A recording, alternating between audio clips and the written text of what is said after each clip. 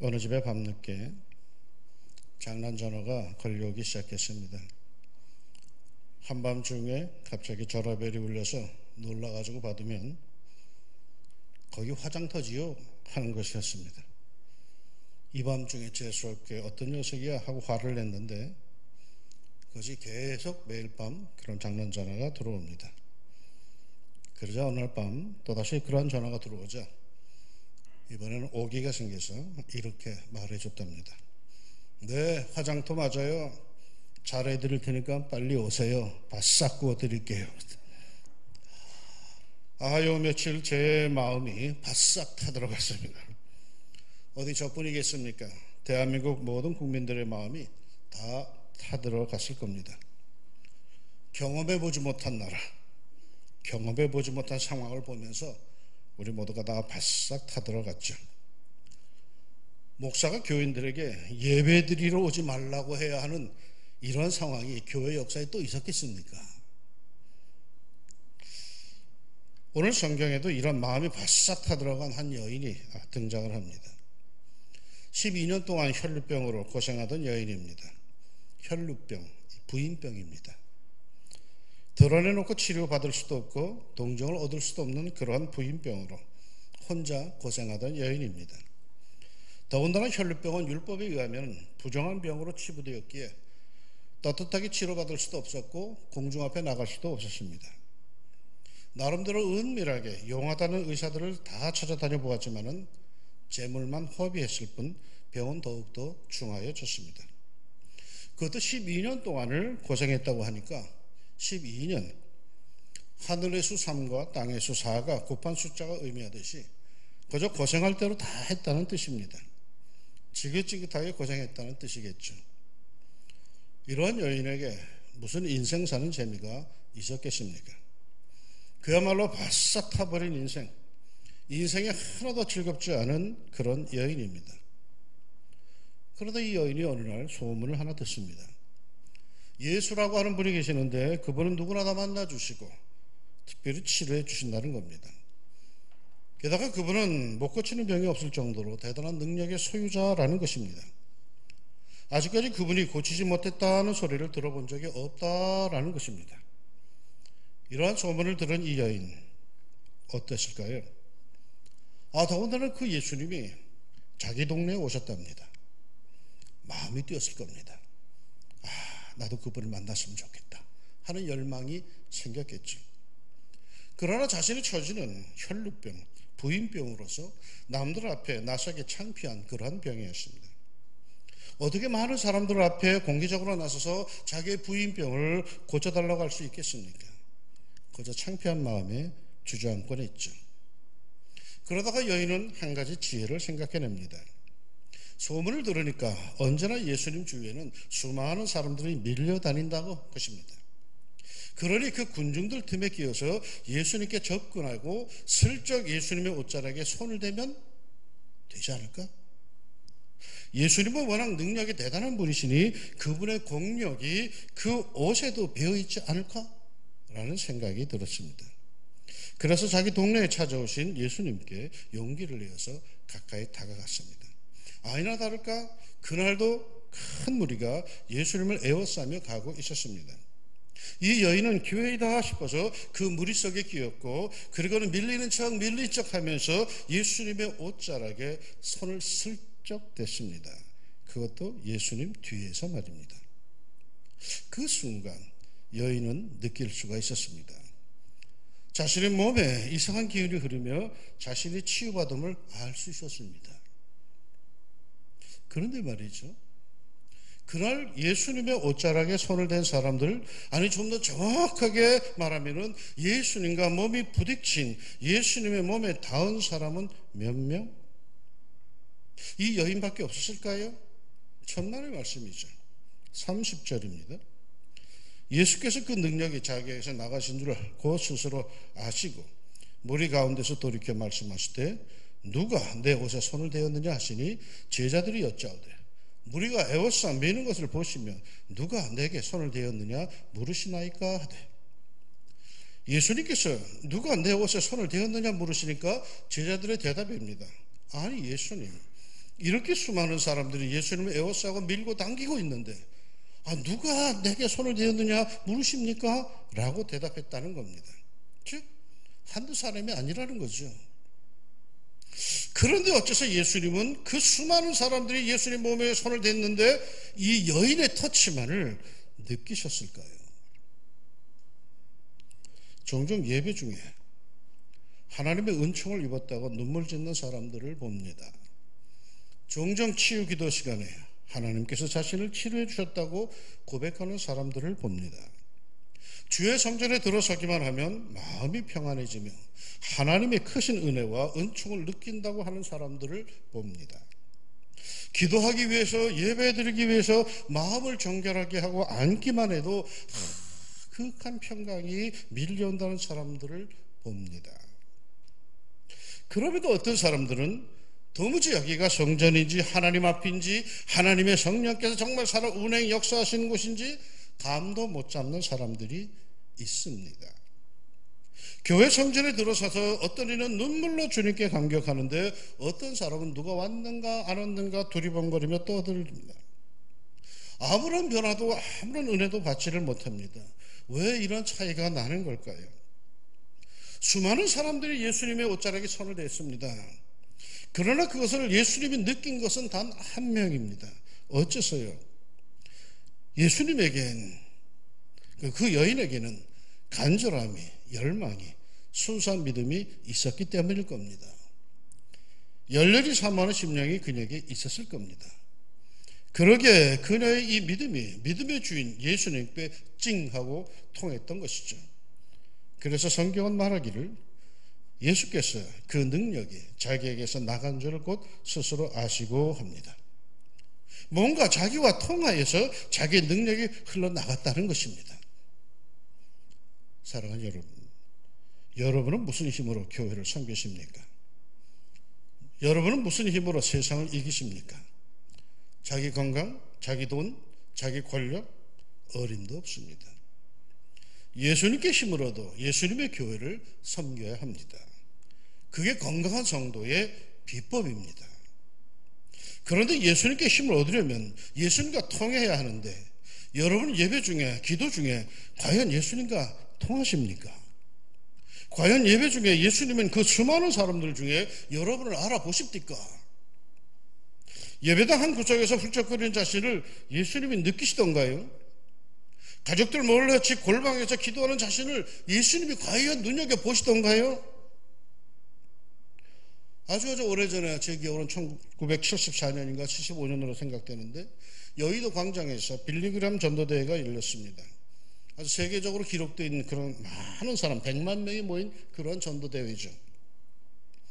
물론 저도 그 중에 끼어가지고 100만 명 속에 끼어가지고 순서에 따라서 하나님께 통성기도 하늘을 바라보고 손을 들고 주여 하면서 기도하는 그 시간이 있었습니다. 그런데 그 100만 명 속에 끼어가지고 하늘을 바라보고 주여 하라고 외치는데 갑자기 이런 생각이 들더라고요. 야, 여기에 모인 이들만 100만 명? 그들의 눈동자가 한 명당 2개씩이니 200만 개? 우와, 200만 개 눈동자 속에서 과연 하나님은 나를 알아보실 수 있을까? 있습니다. 이것이 얼마나 많은 전파가 들어와 있는지 모릅니다. 그러나 그 전파를 잡을 수 있는, 통할 수 있는 주파수만 맞추면 얼마든지 알아볼 수 있습니다. 수많은 사람들이 있어도 하나님과 통할 수 있는 사람 따로 분명히 있습니다. 어떤 이가 통할 수 있을까요? 믿음이 없이는 하나님을 기쁘시게 하지 못하나니 하나님께 나아가는 자는 반드시 그가 계신 것과 자기를 찾는 자들에게 상 주시는 이심을 믿어야 할지니라. 이 믿음이 있어야 합니다. 늘 예수님 하고 간절한 심령으로 주 앞에 서십시오. 그때마다 주님께서 여러분을 느끼실 줄 믿습니다. 그때마다 주님께서 여러분에게 은혜를 주실 줄로 믿습니다. 그때마다 예수님으로부터 힘과 능력을 공급받아 세상을 이길 수 있는 당당한 주의 백성들로 그리 살아가시기를 축원합니다. 예수님이 느끼셔야 돼요. 불안하고 답답한 마음에 교회 나와서 한 구석에서 고개도 들지 못하고 마스크 쓰고 타는 심령으로 예배드린 나를 예수님이 느끼셔야 돼요. 그래야 예수님과 통할 수 있어요. 그래야 내 사정이 주님께로 쑥 올라가고 그 예수님의 사랑과 능력과 치유의 손길이 따뜻하게 내게 임합니다. 사랑하는 여러분, 이왕이면 우리 주님께 예배하기 위해서 이곳까지 나오셨다면 예수님과 통하고 돌아가는 것이 훨씬 복스럽지 않겠습니까? 모두가 불안해하며 주님 앞에 나아가기 주저함에도 불구하고 용기 내어서 결심하고 나왔는데 예수님과 통하지도 못하고 의미 없이 그냥 돌아간다면 그 얼마나 억울한 일입니까? 이렇게까지 나왔는데 주님께서 나를 느끼시지도 못한다면 그 얼마나 슬픈 일입니까? 아니, 집에서 눈에 보이지도 않는 바이러스 때문에 교회 가고 싶어도 못 가고 그저 집에서 예배를 드리는데 주님께서 자기를 돌아보시지도 않는다면, 집에서 한 구덩이에서 유튜브 보면서 예배하는 자기를 주님이 모르신다면 그 얼마나 마음 아픈 일입니까? 통해야 행복할 것입니다. 서로를 느낄 수 있어야 행복한 것입니다. 성령의 교통하심이 활발해야 행복할 것입니다. 불통은 불행입니다. 어느 목사님에게 들은 이야기, 부부 세미나에서 어느 권사님에게 남편은 권사님에게 어떤 존재냐고 물었더니 서슴지 않고 자기 남편은 자기의 로또라고 그렇게 대답을 하더랍니다. 모두가 부러워서 와 라고 하자 그 권사님이 그러더랍니다. 안 맞아요. 한 봐도 안 맞아요. 사람들과는 설령 안 맞아도 하나님과는 맞아야 합니다. 하나님과는 통해야 합니다. 하나님께서 느끼실 수 있는 그런 간절한, 그런 사모하는 영의 그런 믿음의 코드로 마음의 손을 드는 가운데 하나님과 찡하게 통하는 은혜와 축복이 늘 여러분에게 넘치기를 바랍니다. 이는 나 여호와 너희 하나님이 네 오른손을 붙잡고 네게 이르기를 두려워하지 말라. 내가 널 도우리라 할 것임이니라. 주님이 내 손을 느끼실 때, 주님과 내가 통할 때 주님께서 내 손을 꼭 잡아주실 겁니다. 그 능력에 예수님께서 모든 내 오른손을 붙들어 주실 겁니다. 내가 너를 도우리라 축복하실 줄로 믿습니다. 말씀을 마무리하기 전에 한 가지 확인할 것이 있습니다. 근데 예수님은 왜 이 여인을 굳이 찾으셨을까요? 부끄러운 혈루병으로 앓던 여인이 믿음으로 고침을 받았구나 하면은 그냥 가게 내버려 두시지 왜 굳이 그 여인을 찾으실까요? 인사받으려고 그러신 것도 아닌 것 같은데 말이에요.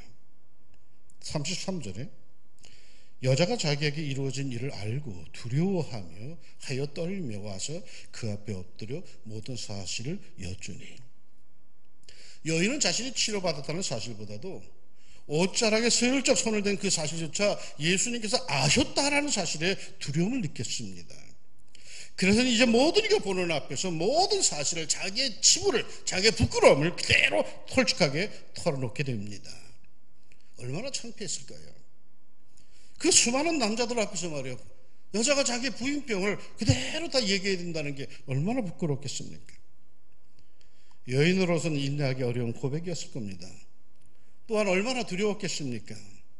당대 율법에 의하면은 그런 부정한 여인이 사람들 속에 끼어 있다는 것은 그건 돌에 맞을 일이었습니다. 그런데 이 모든 것을 다 하시는 예수님, 그럼에도 예수님은 왜 이 여인에게 창피하고도 두려운 고백을 하도록 했을까요? 예수님이 너무 지나치시지 않습니까? 그저 모른 척하고 넘어가시면 될 것을 왜 구태여 찾아내어서 고백하게 하십니까? 여인에게 필요한 것은 육체의 치유받는 것도 중요했지만 그의 내면의 세계, 영혼의 구원도 필요했던 겁니다. 그날 수많은 사람들이 예수님의 주위에 있었고 예수님의 옷자락에 손을 댔습니다. 이 여인만 손을 댄 게 아니었습니다. 그런데 그 순간 주님은 느끼셨습니다. 주님의 그 예리한 필링, 그 감성에 어느 떨리는 손끝이 감지가 되었습니다. 그냥 보내서는 안 될 그런 떨리는 터치를 감지하셨습니다. 그래서 찾으셨습니다. 예수님은 온 백성을 사랑하시고 그들을 구원하기 위해서 오신 하나님의 아들 아니십니까? 이분이 어찌 그 떨리는 그 간절한 손끝을 모르시겠습니까? 울고불고 아니해도 예수님은 여러분이 성전에 나와 앉아있는 모습, 집에서 경건한 자세로 그 조그만 유튜브 보면서 예배드리는 그것만 보아도 여러분을 아십니다.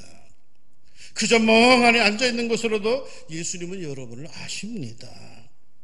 한 구석에서 혼자 눈물을 짓고 한탄 짓는 것, 염려하는 것 다 아십니다. 아픈 마음, 상한 심령으로 주님께 슬그머니 손을 대기만 해도 예수님은 아십니다. 그러기에 예수님은 그 터치한 가녀린 여인을 찾으십니다. 모른 채 해줄 수도 있었는데 예수님은 그래도 찾으십니다. 왜요? 예수님이 느끼시기에는 그냥 보내는 것보다 뭔가 그녀에게 챙겨주고 알려주고 복을 주심이 더 좋을 것 같아서 그러하셨습니다. 특별히 그 여인이 잘못 알고 있는 사실을 반드시 고쳐줄 필요가 있었습니다. 그래서 여인으로 고백하게 하고, 그리고는 이러한 복을 확실하게 그야말로 그 축복의 잔에 꽉꽉 눌러서 담아주십니다. 딸아, 내 믿음이 너를 구원하였으니 평안히 가라. 내 병에서 놓여 건강할지어다. 내 옷자락이 너를 구원한 게 아니다. 너의 그 미신적인 자세, 옷자락에 손만 대도 그 옷에 능력이 배어 있을 거야 하는 잘못된 생각, 그런 것으로 네가 고침받고 구원받은 거 아니다. 딸아, 내 믿음이 너를 구원하였으니 평안히 가라. 내 병에서 놓여 건강할지어다. 할렐루야. 오늘도 이 성전에서 또는 각자의 집에서 아픈 마음으로, 상한 심령으로, 두려운 마음으로 주님께 예배하며 손을 뻗는 사람들, 우리 주님께서 붙들어 주시고, 아들아, 딸아, 네 믿음이 너를 구원하였으니 평안히 가라. 네 병에서 놓여 건강할지어다. 축복하실 줄로 믿습니다. 헨리 나우엔이 캐나다 데이브레이크라는 장애우 공동체에서 섬길 때 디라고 하는 목사가 이곳을 방문하여 설교하기 위해서 장애인들 앞에 섰습니다. 순간 이 디 목사는 매우 당황을 합니다. 당혹스러웠습니다. 그곳에 수용되어 있는 사람들, 그 앉아있는 사람들은 전부 다 자기 몸 하나 지탱하기 어려운 중증 장애인들이었습니다. 이들에게 무슨 말부터 시작해야 할지 이 디 목사님은 참으로 난감했습니다. 무슨 말을 해야 이들이 알아들을 수 있을까? 설교단에 서서 한참을 망설이고 있는데 앞에 앉아있던 한 장애인 남자가 일어나서 그 어렵게 걸어오더니 이 디 목사님의 손을 꼭 잡아주는 것이었습니다.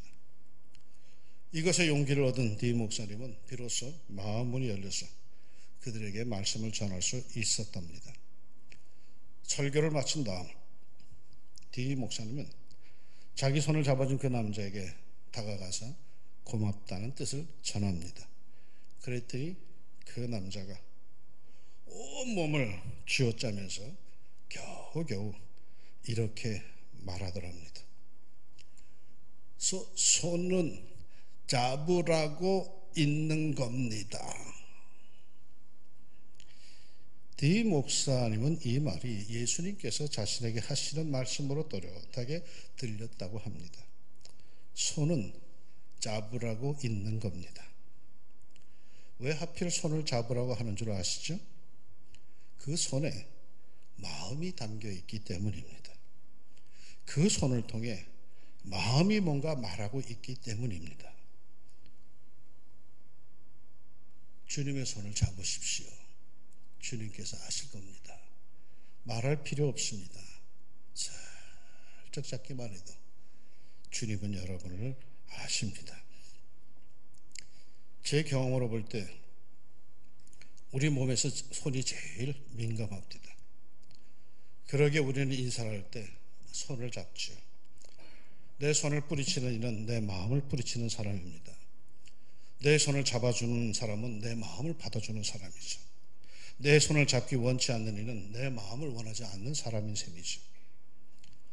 그런데 요즘에 우리는 서로 손을 잡지를 못합니다. 이 얼마나 서운한 일인지 모르죠. 그동안에 손을 마음대로 잡을 수 있었다는 것이 얼마나 행복한 일이었는지 모르겠습니다. 옆 사람에게 한번 눈짓으로 약속을 한번 합시다. 이 코로나 사태가 지나가면 진하게 손잡아 드리겠습니다. 사랑하는 여러분, 이 뒤숭숭하고 불안한 오늘의 현실 속에서도 주님께 진심의 손길, 사모하는 손길, 믿음의 손길, 내 마음이 담긴 그 손길을 내밉시다. 그 손길을 주님께서 느끼실 것이고 그 가녀린 손길을 꼭 붙잡아 주실 겁니다. 주님께서 여러분을 느끼시고 은혜 베푸시기를 예수님의 이름으로 축원합니다. 기도합시다. 모두가 주저하는 그 길을 저희들은 용기 내어 씩씩하게 걸어왔습니다. 하나님의 성전에 들어와 하나님께 예배합니다. 하나님 아시지요? 여기 앉아 예배하는 모든 성도들을 주님께서 돌아봐 주옵소서.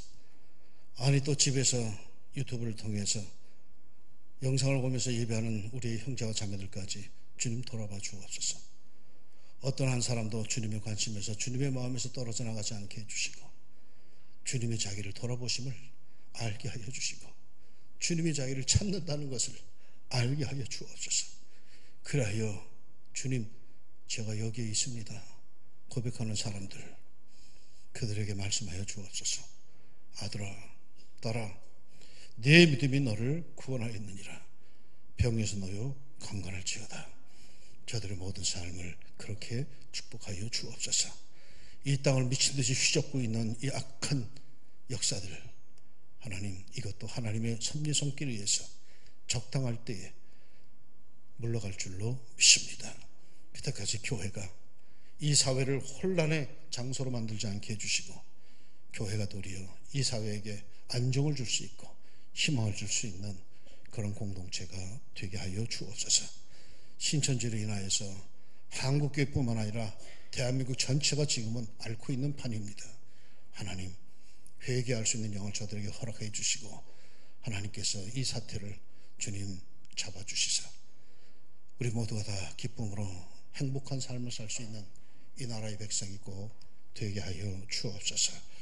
우리 성도들의 기도를 받으시고 은혜를 허락하여 주실 줄로 굳게 믿사오며 예수님의 이름으로 기도합니다. 아멘.